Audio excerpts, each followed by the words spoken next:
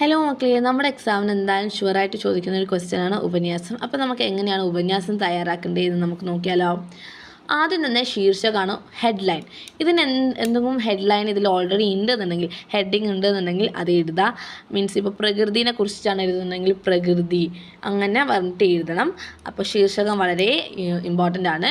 അടുത്തത് ആമുഖം. നമ്മൾ ഈ ഒരു കാര്യങ്ങൾ ഇതിൽ പറയുന്ന എല്ലാ കാര്യങ്ങളും ചുരുക്കിയിട്ട് എന്താണോ സംഭവം എന്നുള്ളത് ജസ്റ്റ് ഒരു മനസ്സിലാവാൻ വേണ്ടിയിട്ടൊന്ന് എഴുതി വെക്കുന്നതാണ് ആമുഖം എന്ന് പറയുന്നത്. അടുത്തത് ഖണ്ഡിക. ഖണ്ഡിക എന്ന് വെച്ചാൽ പാരഗ്രാഫായിട്ട് എഴുതണം. ഓക്കെ. അടുത്തത് ആശയം. ഇത് എന്താണോ പറയുന്നത് അത് നന്നായിട്ട് തന്നെ ആശയം എഴുതുക.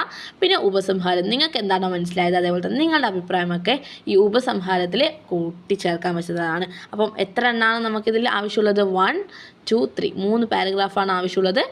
ഓക്കെ. അപ്പോൾ വളരെ ഇമ്പോർട്ടൻ്റ് ആണ്. അപ്പോൾ എല്ലാവരും തയ്യാറാക്കുക. ഓക്കെ. നാളത്തെ എക്സാമിന് എന്തായാലും എഴുതണം. ഓക്കെ.